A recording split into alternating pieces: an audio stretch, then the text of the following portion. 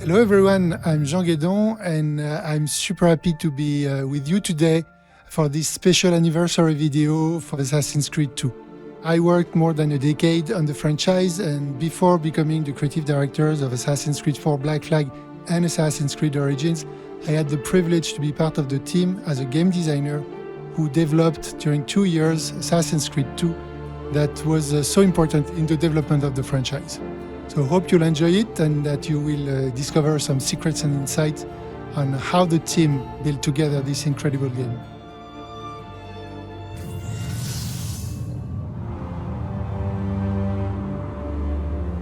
One of the first things we did when starting to think about AC2 was actually to take a look back, a serious analysis of what its predecessor delivered.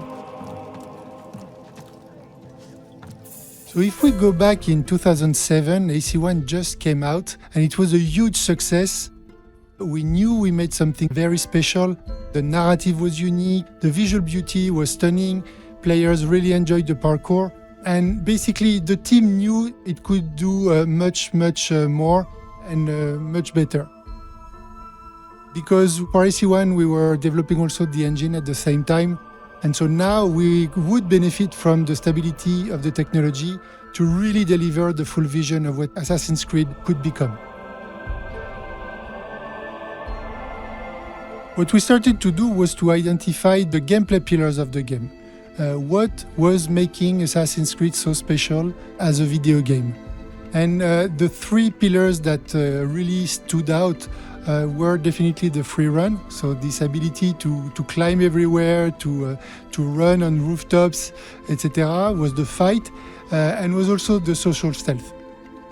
And we identified some clear areas of improvement, particularly on the management of the crowd, the game structure, but there was also the missions. We knew that missions needed to be more varied, and that we would need to use these iconic gameplays like free run, fighting and social stealth to bring missions to the next level when it comes to the experience for the player.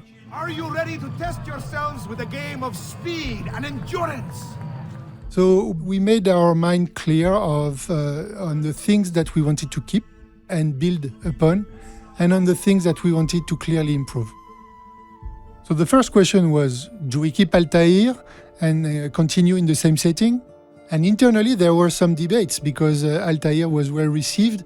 We had an IP in the making, and it was also a risk to create a new character, a new era, a new time period to explore. But Patrice Desilets, the creative director, and Corey May, the lead writer, were convinced that Italian Renaissance was actually the perfect era for that. It was a time of conspiracy, with a lot of mystery, a lot of romanticism. With Assassin's Creed 2, we really wanted to leverage the power of the Animus to explore pivotal moments of history. And Italian Renaissance was a perfect moment for that. It was also bringing some opportunities when it came to gameplay with the creation of the banking system and the money that we wanted to use. And it was also full of historical characters that were very striking. First being Leonardo Da Vinci, obviously. So for all these reasons, we set sails for the Italian Renaissance, creating Ezio. Do you know what brings us here tonight?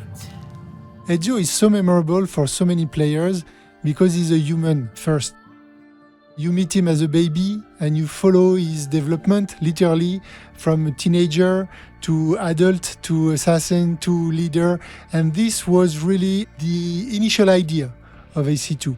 We wanted to follow him because he would be then the perfect proxy for the players to learn how to play and to learn more about the conspiracies going on.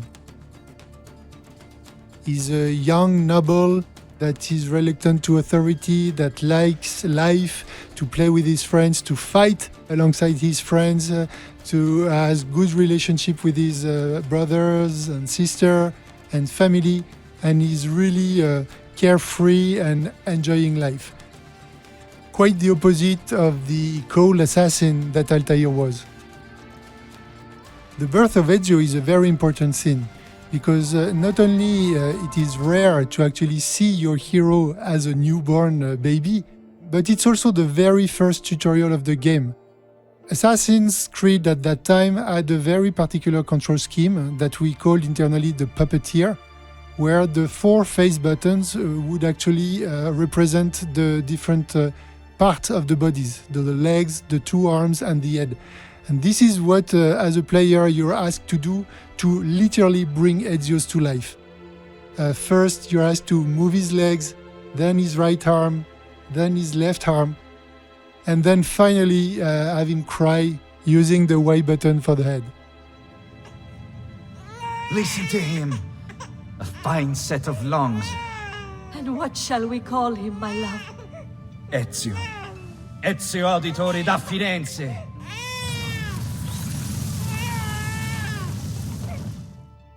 Besides the narrative differences between Ezio and Altair, we needed to find his visual attributes, his visual identity. It took us quite some time to actually nail the character, what the character would look like. We wanted to create a connection, kind of a legacy from Assassin's Creed 1. At the same time, Ezio had to be a real, credible Italian Renaissance young noble. We had to embrace the new time period and find the way to integrate our iconic elements like the blade, like the hood and the robe, but in a plausible way for this time period. And this was the very first time we had to do this exercise. It's now repeated for each Assassin's Creed, and it's always a challenge to be faithful to the brand, but at the same time paying a good tribute to the time period we were visiting. One of the big focus when creating Assassin's Creed 2 was to create a very strong story, a very strong narrative that would unfold the life of Ezio. And for that, we acknowledged and we agreed to let go a bit of the freedom we wanted to bring to the players in Assassin's Creed 1, and instead propose to the players a carefully crafted narrative, strong story, cherry-picking the best sequences of Ezio's life. Sir Ezio! Thank God! What happened? Where is everyone? And this story is a story of revenge, taking Ezio as this young, betrayed Florentian noble to this master assassin. I thought I was beyond this. This quest offered us a huge variety and a huge diversity of situations that would allow us to leverage and make shine the gameplay pillars that we identified early on in the conception. The navigation, the social stealth, and the fight were at the core of this progression and were carefully introduced by the narrative. A good example of that is the meeting with the courtesans in Florence, teaching Ezio how to hide in the crowd. At the same time, you meet Leonardo, that will become your head, providing you with all your tools and gadgets, making you kind of a James Bond of the Italian Renaissance. Incredible. Yes, it is. Assassin's Creed 2 is really about learning things, about being taught how to do things. And it's true for the players through Ezio, but you do that with Ezio so that Desmond can learn that in the present day. And so as you can see, everything is well nested, and it makes sense not only from a gameplay standpoint, but also from a narrative at each layers of the Assassin's Creed universe, including the present day. This synchronization between gameplay introduction and narrative is very important to not fall into a ludonarrative dissonance. A game is always better when you have the narrative and the gameplay that are totally in sync. When you ask the players to do something that is absolutely relevant for the character on the screen. And this is what all the prologue of Assassin's Creed 2 is doing. You're exposing Ezio's family, the things that he will lose, that he's caring about, while actually introducing the very basic systems of the game.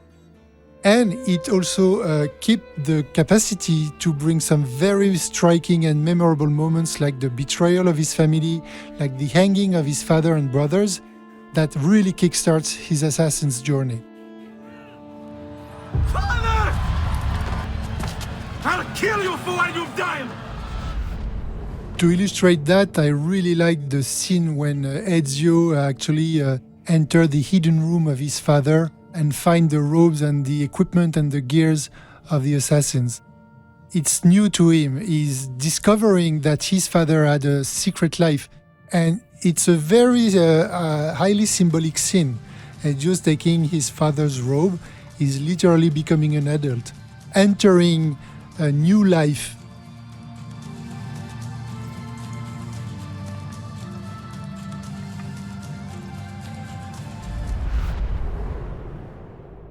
When analyzing Assassin's Creed 1, we realized that the main missions were actually not leveraging the key strength of the game.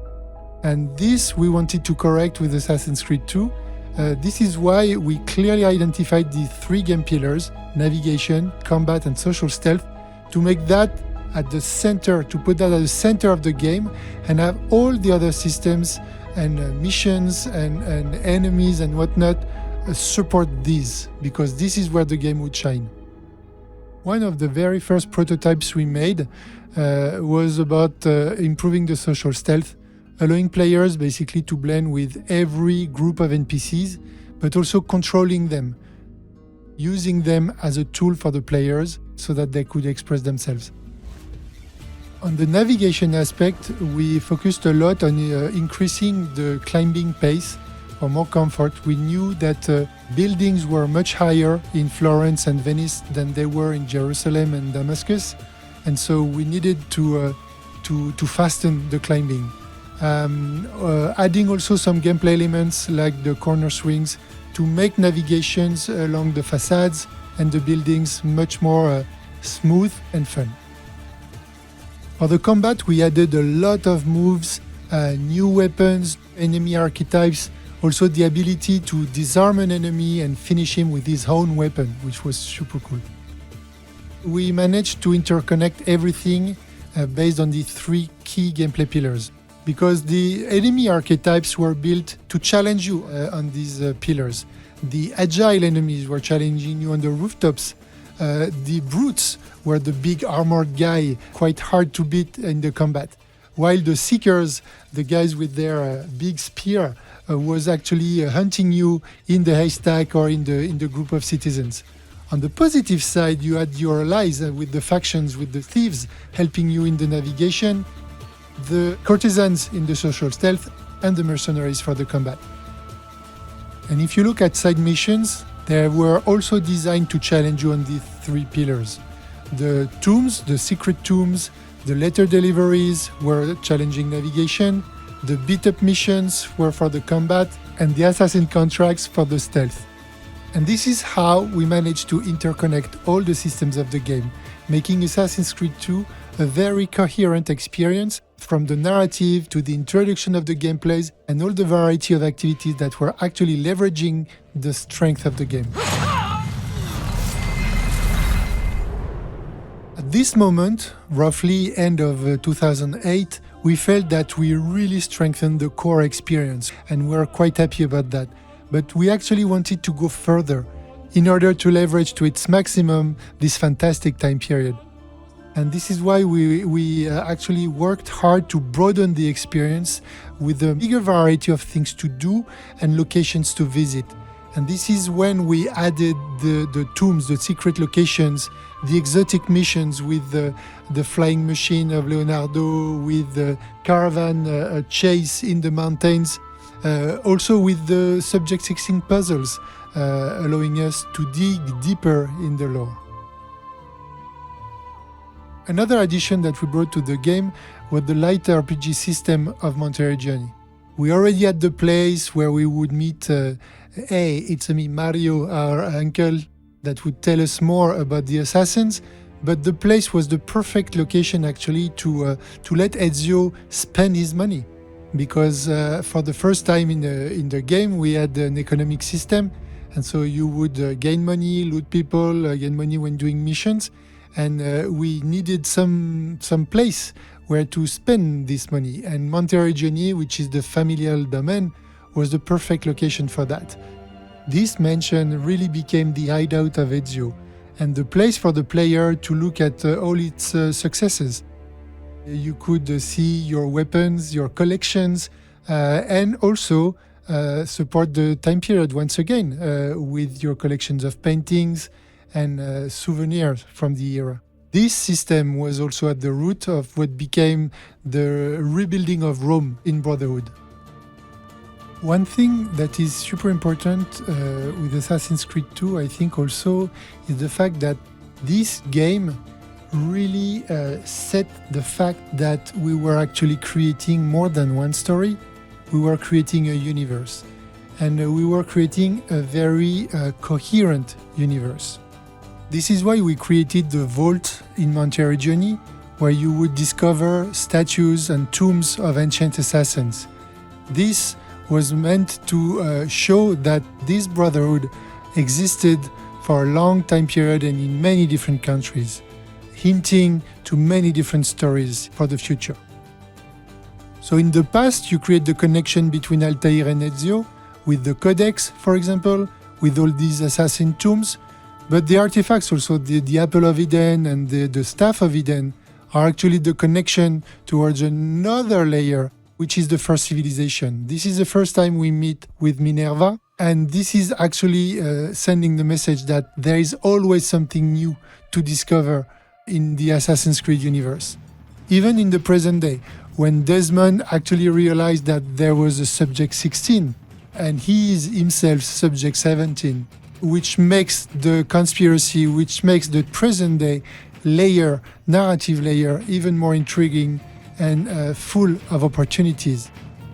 During AC2's development, we were referring to this narrative structure, global narrative structure, as the onion. Because when you understand it, you realize that you're in the present day to enter an animus, allowing you to revisit memories in the past, looking for artifacts coming from an even more ancient civilization. And these layers allow us to tell stories in multiple directions. The rest is up to you, Desmond. What? Who is Desmond? The best example showing these layers and their connection is Subject 16 dropping glyphs in the simulation for Desmond to find these little puzzles about artifacts through centuries that actually lead to the truth video showcasing Adam and Eve's escape from the first civilization. This is this meta-narrative stitching together all the different layers that we can explore. A cool thing about AC2 is the previous Leon, when Desmond is actually recapping the events of Assassin's Creed 1. And this was really, at the time, totally in phase with the TV series that were expanding and using that. And this notion of episodic sequel was important for us because it was helping create the franchise and helping us actually introduce a new character, a new setting, a new hero. My name is Desmond Miles, and this is my story. So to summarize, in retrospect and 15 years after the release of the game, I think that all this made it the success it was and still is today as one of the key foundations of this franchise we love. This well-intertwined mix between a very strong narrative, a very relatable character that goes through adventures, sorrow and victory, mixed with deep and varied gameplay, situations, locations. The writing also brought a lot to the experience, the music, and all the elements were there together to do this masterpiece. And I think that on behalf of the whole development team of Assassin's Creed 2, I can say that we're super, super proud of what we made back in the days. Like Ezio was saying, insieme per la vittoria.